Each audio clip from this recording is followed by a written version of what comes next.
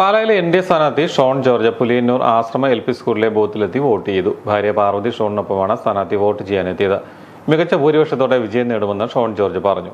K മാണിയുടെ ഓർമ്മ ദിനത്തിൽ നടക്കുന്ന തെരഞ്ഞെടുപ്പിൽ പാലായുടെ നല്ല നാളേക്ക് ജനം തന്നെ വിജയിപ്പിക്കുമെന്ന ആത്മവിശ്വാസവും ഷോൺ ജോർജ് പ്രകടിപ്പിച്ചു. മാണി സാറിൻ്റെ ഓർമ്മ ദിവസമായി എന്ന് പാലായുടെ നല്ല നാളേക്കായിട്ടുള്ള പുതിയ ജനപ്രതിയെ പാലാ തിരഞ്ഞെടുക്കും. ഇതാണ് എനിക്ക് പറയാനുള്ളത്. അത് മറ്റാരും ആയിരിക്കില്ല. അത് എൻ.ഡി.എ സ്ഥാനാർത്ഥി അഡ്വക്കേറ്റ് ഷോൺ ജോർജ് ആയിരിക്കും. ഏറ്റക്കുറച്ചിലുകൾ വൈകുന്നേരം പറയാം. എന്നാലും 18-ൽ താഴില്ല എന്നാണ് എൻ്റെ ഒരു കണക്ക്. പാർട്ടിയുടെ അസസ്മെന്റ് അതാണ്. നിങ്ങളെക്കാൾ ഉയരത്തിൽ ഇപ്പോൾ ഒരാൾ ആത്മവിശ്വാസം പ്രകടിപ്പിച്ചു. അതാരാണ്? അടുത്ത മന്ത്രി, പാലായുടെ മന്ത്രി. ഒന്ന് മുന്നണി അധികാരത്തിൽ വരണം, രണ്ട് മുന്നണിയിൽ ഘടകകക്ഷിയായിട്ട് പോലും അദ്ദേഹത്തിന് അങ്ങനെ ഒരു രാഷ്ട്രീയ പാർട്ടി ഇല്ല എന്നാണ് എൻ്റെ അറിവ്. അപ്പോൾ അത് ആത്മവിശ്വാസം നല്ലതാണ്. എല്ലാവർക്കും പ്രതീക്ഷകളുണ്ടല്ലോ, എല്ലാ മുന്നണിക്കും പ്രതീക്ഷയുണ്ട്. അദ്ദേഹത്തിൻ്റെ ആത്മവിശ്വാസത്തെ ഞാൻ കുറ്റം പറയുന്നില്ല. പക്ഷേ പാലായിൽ നിന്ന് ജയിച്ചിട്ട് മന്ത്രിയാകും, വേറെ എവിടെയെങ്കിലും പോയി പറയാൻ പറ്റില്ല. പക്ഷേ പാലായിൽ നിന്ന് ജയിച്ചിട്ട് മന്ത്രിയാകാൻ വലിയ ബുദ്ധിമുട്ടായിരിക്കും. ഇന്നലെ പൂഞ്ഞാറിൽ ഒരു ചെറിയ സംഭവം ഉണ്ടായി. ബി.ജെ.പിക്കാർ കാശ് കൊടുക്കുന്ന ഒരു ആക്ഷേപം. ഇല്ല, 10 തെരഞ്ഞെടുപ്പായിട്ട് പി.സി. ജോർജ് മത്സരിക്കും. നിങ്ങൾ എവിടെയെങ്കിലും കേട്ടിട്ടുണ്ടോ? പി.സി. ജോർജിൻ്റെ കാശ് കൊടുക്കുക, ഈ ആളുകൾക്ക് കാശ് കൊടുത്ത് വോട്ട് മേടിക്കാനുള്ള കാശൊന്നും പി.സി. ജോർജിൻ്റെ ഇല്ല. അങ്ങനെ കൊടുത്ത ചരിത്രവും ഇല്ല, അങ്ങനെ ഒരു സംഭവമില്ല. പിന്നെ ഈ തെരഞ്ഞെടുപ്പിൻ്റെ ഏറ്റവും വലിയൊരു പ്രത്യേകതയായിട്ട് ഞാൻ കാണുന്നത് 3 മുന്നണികളുള്ള അവസാന തെരഞ്ഞെടുപ്പായിരിക്കും.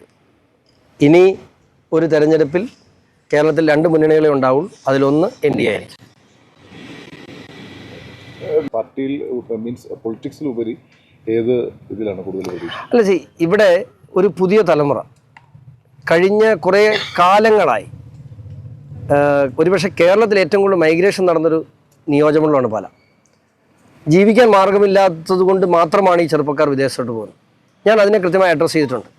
ഞാൻ ഉറപ്പ് പറഞ്ഞിട്ടുണ്ട് അവരോട്, വരുന്ന 10 വർഷക്കാലത്തിനുള്ളിൽ അവർക്ക് തിരിച്ച് പാലായിലെത്തി അന്തസ്സായിട്ട് ജീവിക്കാനുള്ള സാഹചര്യം പാലായി സൃഷ്ടിക്കും. അത് കാർഷിക മേഖലയിൽ, IT രംഗത്ത്, ടൂറിസം രംഗത്ത് ഒക്കെ. അതുകൊണ്ട് തന്നെ ഞാൻ പറഞ്ഞില്ലേ, വിദേശത്തുനിന്ന് എനിക്ക് വേണ്ടി വോട്ട് ചെയ്യാൻ എത്ര ചെറുപ്പക്കാർ ഇവിടെ എത്തി നിങ്ങൾ കണക്കെടുത്ത് നോക്കി. ഈ FCR ആയിരുന്നു നിങ്ങൾക്കെതിരെ ഉയർന്ന ഒരു പ്രധാനപ്പെട്ട ആയുധം. ഇന്നലെയും ഈ പറഞ്ഞ പോലെ ഇന്ന് കഴിഞ്ഞ ദിവസവും ഒറീസയിൽ കന്യാസ്ത്രീകളൊക്കെ തടഞ്ഞു വെച്ച സംഭവം ഉണ്ടായിട്ടുണ്ട്.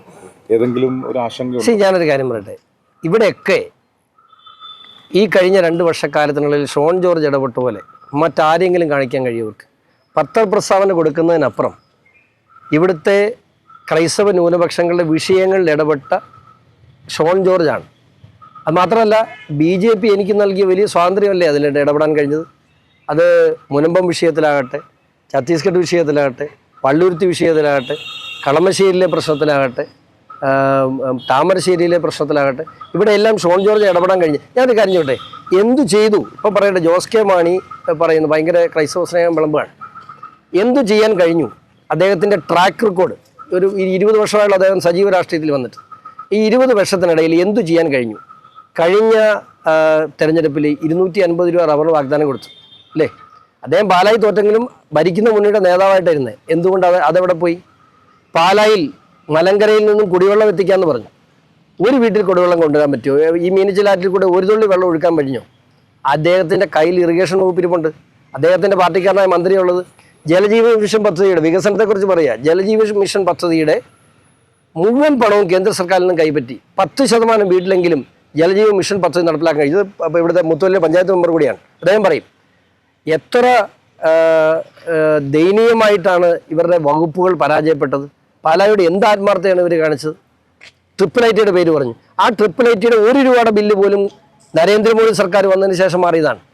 അത് ഏതെങ്കിലും തരത്തിൽ ഒരു ജോസ് കെ മാണി കാണിച്ച പോലെ മാണി സി കാപ്പൻ MLA ആയിരിക്കുന്നതുകൊണ്ട് വിരോധം, ഈ നാട്ടിൽ വികസനം വേണ്ടെന്ന് മോദി സർക്കാർ തീരുമാനിച്ചായിരുന്നെങ്കിൽ IIIT ഉണ്ടാകുമായിരുന്നോ? ഇല്ലല്ലോ. അപ്പോൾ നമ്മൾ എല്ലാവരും ഒരേ കാഴ്ചപ്പാടിൽ മോദി സർക്കാർ പോയപ്പോൾ പാലായോട് കൃത്യമായി വിരോധം കാണിച്ചു. ഏതാണ്? 50 വർഷം ആ കുടുംബത്തെ തീറ്റിപ്പോറ്റിയ പാലായോടാണ് ഇത് കാണിച്ചത്.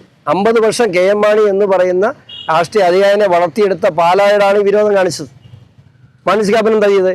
ഇലക്ഷൻ ആയാലും പറഞ്ഞു എന്നെ ഒന്നും ചെയ്യാൻ സമ്മതിച്ചില്ല. ഇത് ആദ്യമേ പറഞ്ഞുകൂടായിരുന്നു. ജനം കൂടെ കൂടിയാനുള്ള അദ്ദേഹത്തിൻ്റെ കൂടെ.